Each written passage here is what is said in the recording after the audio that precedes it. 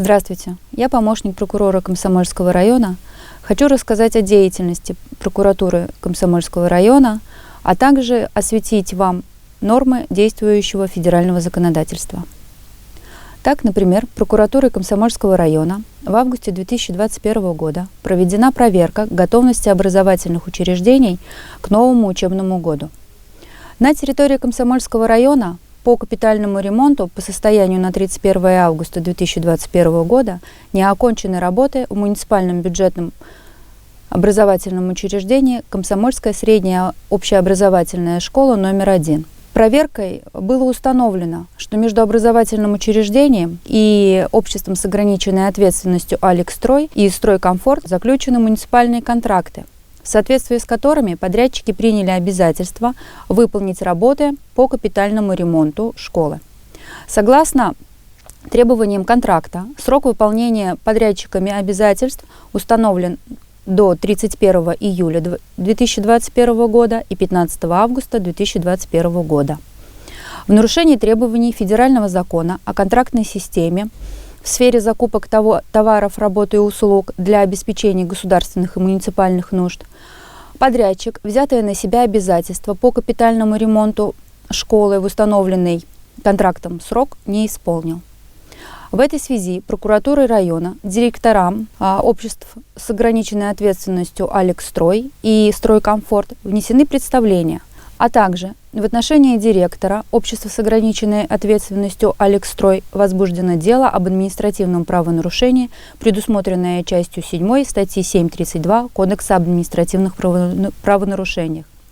В целях недопущения срыва начала нового учебного года образовательным учреждениям планировалось организовать обучение учащихся первых классов во вторую смену в другом образовательном учреждении Комсомольского района. В связи с тем, что согласно нормам постановления главного государственного санитарного врача Российской Федерации проводить обучение первых классов во вторую смену запрещено, прокуратурой района, главе Комсомольского района и директору образовательного учреждения объявлено предостережение о недопустимости нарушений федерального закона. По принятым мерам прокурорского реагирования срыв начала нового учебного года прокуратурой района не допущено. С 20 сентября 2021 года ремонт в образовательном учреждении завершен и планируется вернуть на обучение детей в школу. В каких случаях осужденный будет признан злостно уклоняющимся от отбывания наказания в виде исправительных работ?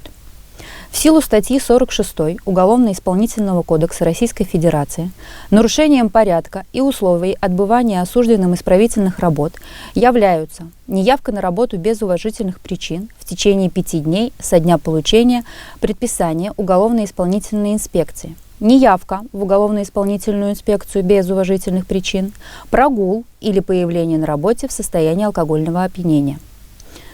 За нарушение осужденным к исправительным работам порядка и условий отбывания наказания уголовно-исполнительная инспекция может предупредить его в письменной форме о замене исправительных работ другим видом наказания, а также обязать осужденного до 2 раз в месяц являться в уголовно-исполнительную инспекцию для регистрации. Злостно уклонившимся от отбывания исправительных работ признается осужденный, допустивший повторное нарушение порядка и условий отбывания наказания после объявления ему предупреждения в письменной форме за любое из указанных в части 1 настоящей статьи нарушений, а также скрывшийся с места жительства осужденный, местонахождение которого неизвестно. В отношении осужденных, злостно уклонившихся от отбывания исправительных работ, уголовно-исполнительная инспекция направляет в суд представление о замене исправительных работ другим видом наказания в соответствии с частью 4 статьи 50 Уголовного кодекса Российской Федерации. В случае злостного уклонения лица от отбывания исправительных работ, назначенных в качестве основного вида наказания, суд вправе заменить неотбытый срок этого вида наказания принудительными работами или лишением свободы на срок менее чем 2 месяца. Соответственно, из расчета 1 день лишения свободы или принудительных работ за 3 дня исправительных работ. Могут ли не принять ребенка в детский сад из-за отсутствия прививки МАНТУ. Согласно части 1 статьи 19 Федерального закона от 21 ноября 2011 года номер 323 ФЗ об основах охраны здоровья граждан в Российской Федерации, пациент имеет право на отказ от медицинского вмешательства. В соответствии с частью 1 статьи 5 Федерального закона от 17 сентября 1998 года номер 57 об иммунопрофилактике инфекционных болезней, граждане при осуществлении иммунопрофилактики имеют право на отказ от профилактических прививок. В силу части 2 статьи 11 Федерального закона об иммунопрофилактике инфекционных болезней профилактические прививки проводятся с согласия граждан, родителей или законных представителей несовершеннолетних.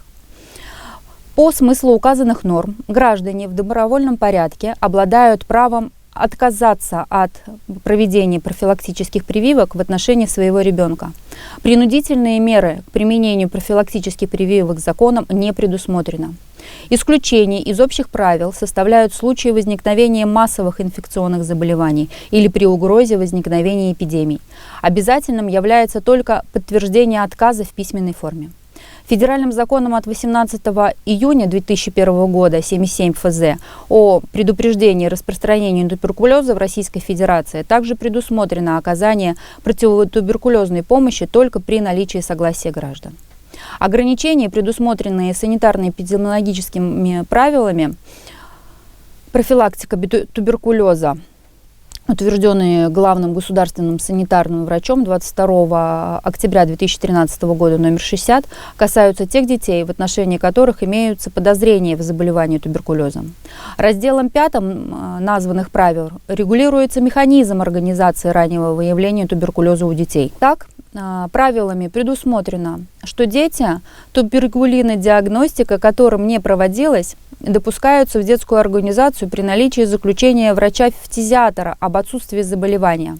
Таким образом, с учетом принципа добровольности получения противотуберкулезной помощи при отсутствии контакта с туберкулезным больным, родители или иные законные представители ребенка вправе отказаться от туберкулезной диагностики, что не должно повлечь ограничения права ребенка на посещение образовательного учреждения при условии представления на таких детей заключения врача-фтизиатора об отсутствии у ребенка заболевания туберкулезом. Спасибо за внимание.